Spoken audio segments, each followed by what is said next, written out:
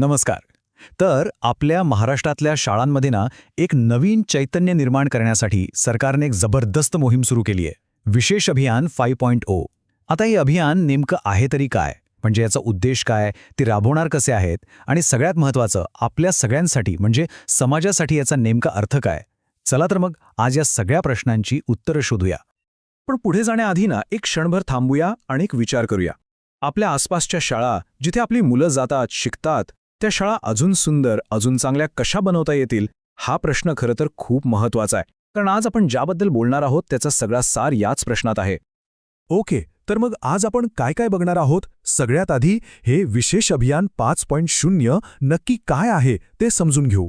मग या अभियानात कोणकोणती कामं होणार आहेत, त्यानंतर येतो विद्यांजलीचा मुद्दा, म्हणजे आपण सगळे यात सहभागी कसे होऊ शकतो. पुढे हे सगळं प्रत्यक्षात कसं राबवलं जाईल आणि शेवटी या सगळ्या कामावर लक्ष कसं ठेवलं जाणार आहे, या सगळ्या गोष्टी आपण एक एक करून पाहणार आहोत. चला तर मग सुरुवात करूया आपल्या पहिल्या मुद्द्यापासून, शाळांसाठी विशेष अभियान 5.0. आणि हे लक्षात घेऊया की ही फक्त एखादी सरकारी योजना नाहीये. नाही, हे तर संपूर्ण राज्यभरातल्या शाळांचा चेहरामोहरा बदलण्यासाठी उचलेलं एक खूप मोठं पाऊल आहे. आता या अभियानाचं वेळापत्रक बघूया, म्हणजे हे सगळं कधी आणि कसं होणार आहे. तर बघा, 2 ऑक्टोबर 2025 गांधी जयंतीच्या दिवशी या अभियानाची सुरुवात झाली आणि 15 नोव्हेंबर म्हणजे साधारण बालदिनाच्या आसपास हे काम पूर्ण करण्याचं टार्गेट आहे. जरा विचार करा, फक्त 1.5 महिन्यात आपल्या शाळांना एक नवीन रूप मिळणार आहे. यावरूनच कळतं की हे काम किती वेगाने आणि किती गांभीर्याने केलं जात आहे. बरं, मग आता सगळ्यात महत्त्वाचा प्रश्न, या अभियानात नक्की करायचं काय आहे, म्हणजे कोणती कामं केली जाणार आहेत. तर चला, या अभियानाचे जे 4 मुख्य आधारस्तंभ आहेत, ज्यांच्यावर शाळांचा हा कायापालट होणार आहे, ते आपण पाहूया. तर बघा, यात मुख्यत्वे 4 गोष्टींवर भर दिला आहे. सगळ्यात पहिलं म्हणजे शाळेच्या भिंतींना रंगरंगोटी करणं, म्हणजे सफेदी आणि रंगकाम. विचार करा, त्या ताज्या रंगीबेरंगी भिंती बघून मुलांना किती छान वाटेल. दुसरं, आणि हे खूपच महत्त्वाचं आहे, ते म्हणजे स्वच्छतागृह आणि पिण्याच्या पाण्याची सोय ही व्यवस्थित आणि चालू स्थितीत असली पाहिजे. तिसरं म्हणजे विजेची लहान-सहान दुरुस्ती, म्हणजे वायरिंग असेल किंवा इतर इलेक्ट्रॉनिक वस्तू असतील त्या व्यवस्थित काम करतील याची खात्री करणं. आणि चौथं, जे मला सगळ्यात जास्त आवडलं, ते म्हणजे शाळेच्या भिंतींवर आपल्या स्थानिक कलेनुसार चित्र काढणं, म्हणजे वॉल आर्ट. याने शाळा सुंदर तर दिसेलच, पण मुलांना आपल्या संस्कृतीची ओळखही होईल. पण थांबा, या सगळ्यामध्ये एक सगळ्यात इंटरेस्टिंग गोष्ट आहे, ती म्हणजे हे काम फक्त सरकार करणार नाहीये. यात आपण सगळे, संपूर्ण समाज सहभागी होऊ शकतो.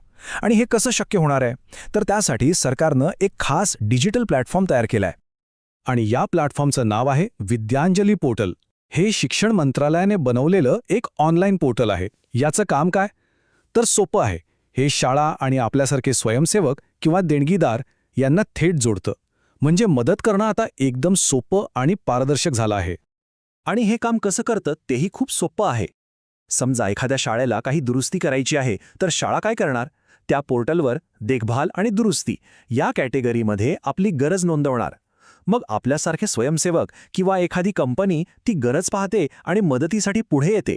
आणि काम झालं की शाळा पोर्टलवर काम पूर्ण झालं असं अपडेट करते. बघा, किती सोपी आणि सरळ प्रक्रिया आहे, एकदम पारदर्शक. ओके, तर मग आता पुढचा प्रश्न, या चांगल्या कामात कोण कोण हातभार लावू शकतं, आणि सगळ्यात महत्त्वाचं, हे काम पूर्ण करण्याची शेवटची तारीख काय आहे. चला तेही बघूया.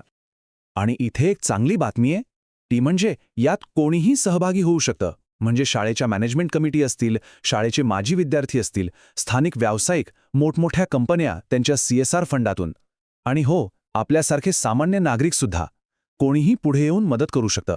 म्हणूनच तर ही एक प्रकारची लोक चळवळच आहे. आणि एक गोष्ट लक्षात ठेवायला हवी, ही डेडलाईन आहे 15 नोव्हेंबर 2025. म्हणजे ही सगळी कामं या तारखेपर्यंत पूर्ण व्हायला हवीत. त्यामुळे वेळ खरं तर कमी आहे आणि आत्ताच कामाला लागणं गरजेचं आहे. ठीक आहे, काम होणार आहे, लोक सहभागी होणार आहेत, डेडलाईन पण आहे.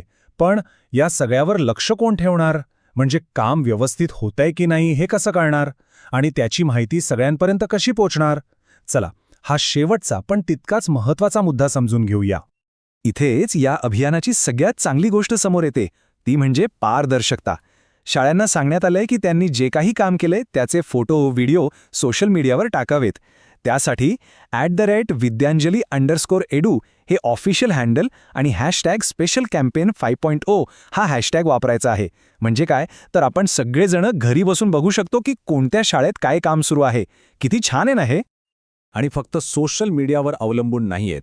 यावर कडक लक्ष ठेवलं जाणार आहे. जिल्हा स्तरावरच्या अधिकाऱ्यांना प्रत्येक आठवड्याला कामाचा रिपोर्ट द्यावा लागणार आहे. म्हणजे कामात कोणी दिरंगाई करू शकणार नाही आणि सगळं काही वेळेत आणि व्यवस्थित होईल याची खात्री केली जाईल. तर आज आपण या विशेष अभियान 5.0 बद्दल सगळं काही जाणून घेतलं. एक खूप चांगली आणि महत्त्वाची मोहीम आहे, यात शंकाच नाही. पण जाता जाता एक विचार मनात येतो. हे अभियान तर 15 नोव्हेंबरला संपेल, पण त्यानंतर काय?